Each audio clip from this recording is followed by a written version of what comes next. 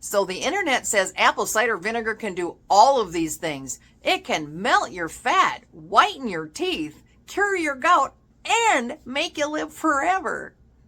Spoiler alert, it won't. But there are some legitimate science-backed benefits that got lost in all that hype. Today we're going to separate ACV facts from fairy tales. And that apple cider vinegar I showed you how I made in the last video, I'm going to show you how to use it safely if you decide to try it. Carol from Almost 2 Acres. Let's go. I made apple cider vinegar from scraps this fall into winter, so now I've looked into its benefits for my health. Let's start with the basics. What makes apple cider vinegar different from, say, balsamic or red wine vinegar? Honestly, not much. The magic ingredient here is acetic acid, and that's in all vinegars. When you drink diluted ACV with a meal, the acetic acid does two main things. First, it slows down how fast your stomach empties food into your intestines. Second, it temporarily blocks some of the enzymes that break down carbs. The result? Your blood sugar doesn't spike as hard after you eat.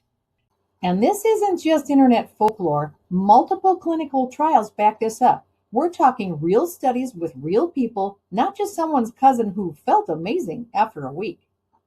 So if you're thinking, can I just use regular white vinegar? Technically, yes. But ACV tastes better in water, so there's that. Please keep in mind that what I'm offering here is educational content only, not medical advice. If you have questions, always consult your physician.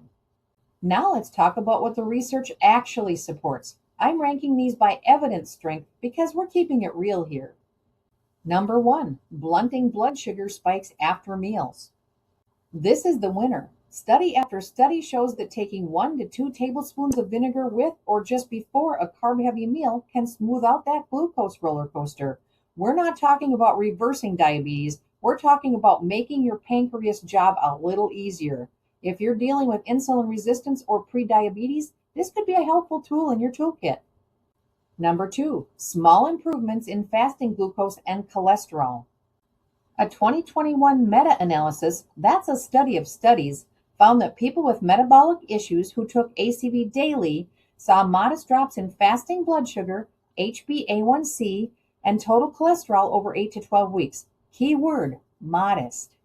We're not talking about ditching your meds here. Think of it as a supporting player, not the star of the show. Number 3, weight management, maybe. Okay, this one's tricky. Some trials show people lose a little weight or body fat when they combine ACV with, wait for it, taking in less calories. Shocking, I know. Here's the problem. A big 2024 study that got tons of press, retracted, gone. Data issues. So if someone's telling you ACV melts belly fat while you eat pizza every night, they're selling you something.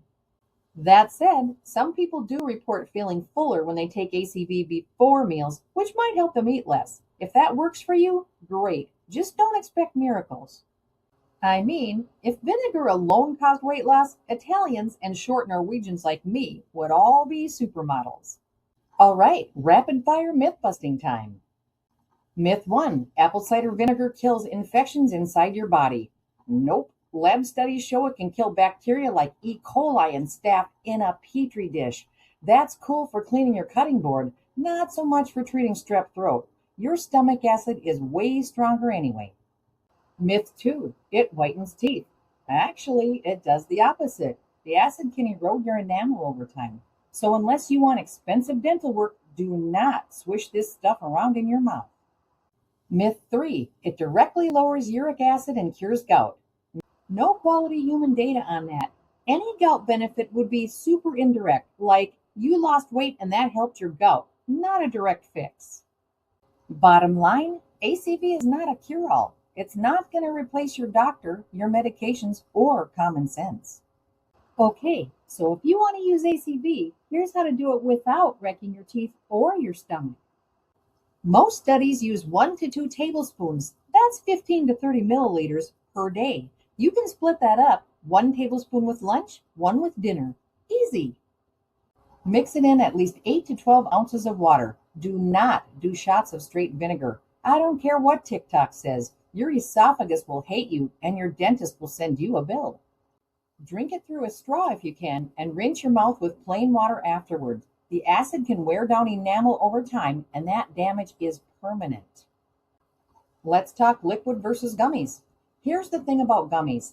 They're convenient, sure, but most of them have way less acetic acid than liquid ACV. Plus, they often add sugar, which kind of defeats the purpose.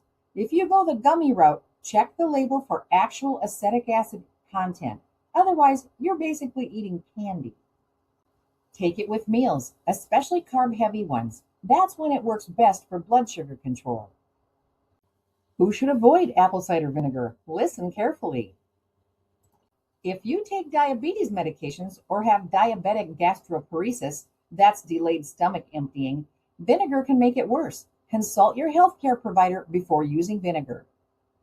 If you're on insulin, sulfonylureas, or certain diuretics, ACV might drop your blood sugar or potassium too low. Talk to your doctor first.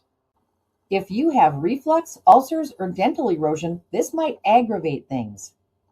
When in doubt, check with your healthcare provider. I'm just a gal on the internet who makes apple cider vinegar from my orchard apple peels. So here's what I've decided. Apple cider vinegar isn't magic, but it's not snake oil either. If you're looking to smooth out blood sugar spikes after meals and you use it safely and consistently, it might give you a small edge, especially if you're dealing with insulin resistance. But it's a tool, not a cure. It won't replace moving your body, eating real food, or working with your doctor if you've got metabolic issues. I'm genuinely curious. Have you tried apple cider vinegar? Have you noticed any changes? Please comment below. Thanks for watching. Until next time, let's think of ways we can be healthy while eating our healthy produce we preserved last summer and getting ready to grow some more this summer.